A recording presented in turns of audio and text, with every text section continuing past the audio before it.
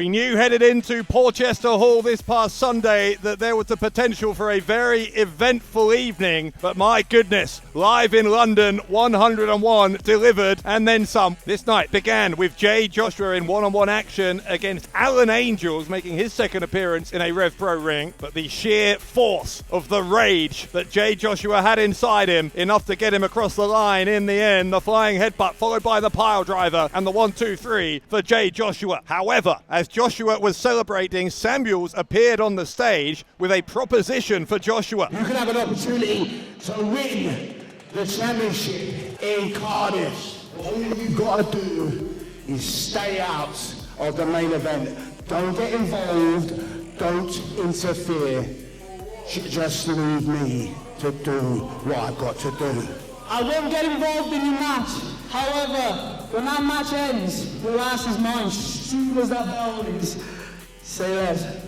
It also promised to be a consequential night for the Cutthroat Collective, who later in the night were going to determine who was their rightful leader. But before that, another member of the group, Mercedes Blaze, the latest to take on a former member in Alex Windsor. Both women who want to lead the CTC, Sapphire Reed and Nina Samuels, tried to intervene on Blaze's behalf to make sure that Windsor didn't pick up another win against the group. Neither of those efforts were successful, and Windsor forced Blaze to tap out to the sharpshooter, leaving more questions than answers as Reed and Samuels prepared to take each other on later in the night for leadership of the group.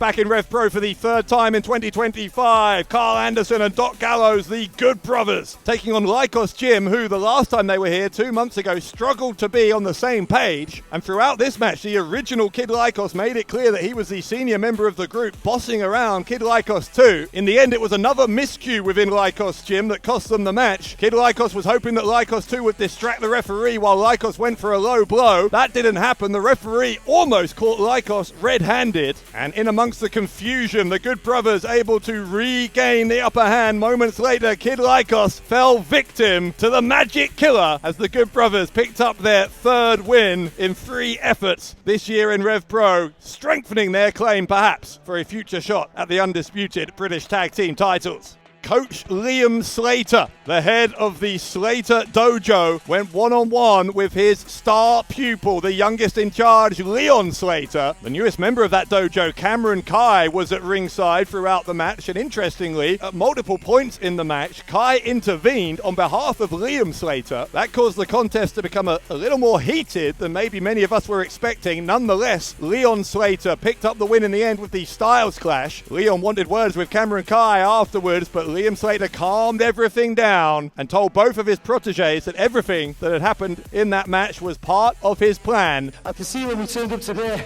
you weren't focused here. I needed to make sure that whatever the number, you come out on top and you win. I needed all that because I can't be you in a singles, no way. You're the man. So trust me that I have a plan.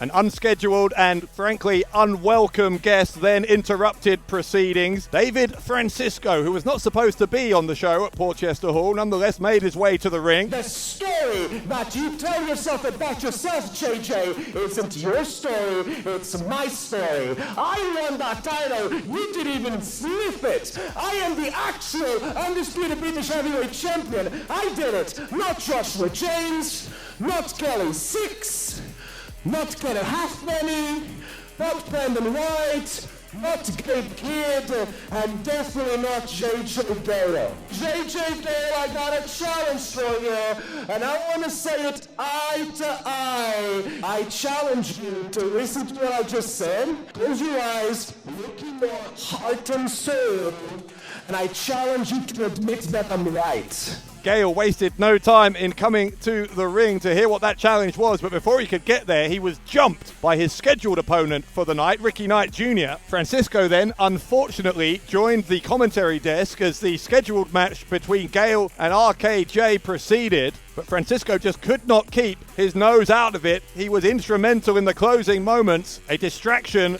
that led moments later to victory for RKJ. But RKJ didn't have long to celebrate either, because he was then immediately issued a challenge by the returning Leighton Buzzard. I haven't forgotten how I beat you after my first match back in over a year. I haven't forgotten how you cowardly attacked me after the match. The only thing I have forgotten, much like everyone else sitting here in London, Porchester Hall, is your second championship reign, buddy.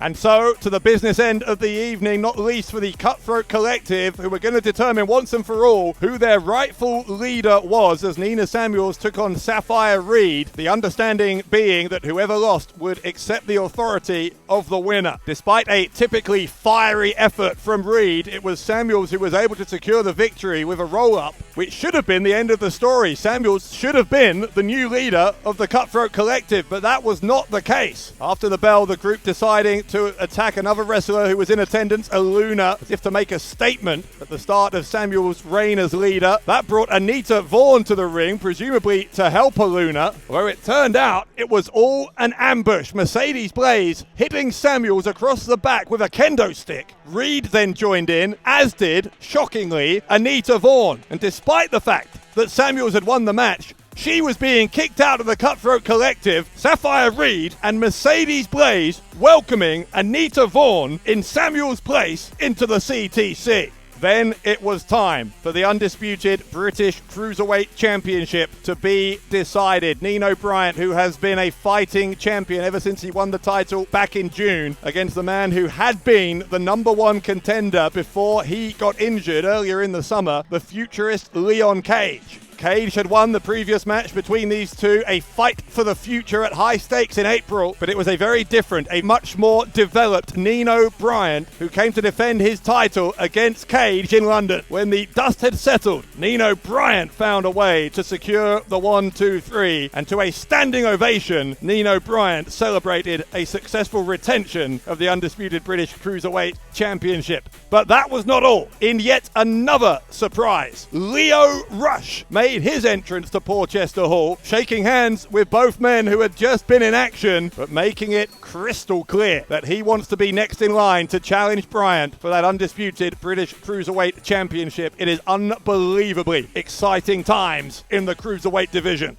And so, we made it to our main event, the undisputed British Tag Team Championships on the line. The Young Guns defending against the British Heavyweight Champion, Shah Samuels, and his partner Kuro, who was standing in at late notice for an injured Michael Oku. The Young Guns finally getting the win with the pinfall victory over Kuro. But my goodness, the night was not done yet. As he had threatened to do, Jay Joshua immediately after the match, coming towards the ring, Leon Slater attacked Jay Joshua from behind. Slater soon followed out to the ring by the rest of the Slater dojo as the youngest in charge angrily berated the fans for, in his view, turning on them, attacking Shah Samuels, locking him in a figure-4 leg lock, and then cashing in the trophy that he held by virtue of winning the Trios Grand Prix earlier in the autumn. Slater forcefully adding himself to the match that had then become official between Samuels and Jay Joshua for Uprising. It was Harry, Shah Samuels' former protege and tag partner, who ran to the ring apparently to save Samuels, but then another shocker. Harry using his steel chair to smash Samuels, apparently at the instruction of Liam Slater. Harry, the latest member of the Slater dojo. Jay Joshua finished the night with a vicious pile driver to Shah Samuels as it became official on December 14th at Uprising in Cardiff. It will be a three-way match between Shah Samuels, Jay Joshua and Leon Slater for the undisputed British Heavyweight Championship. I've been Dave Bradshaw and this was your RevPro Recap.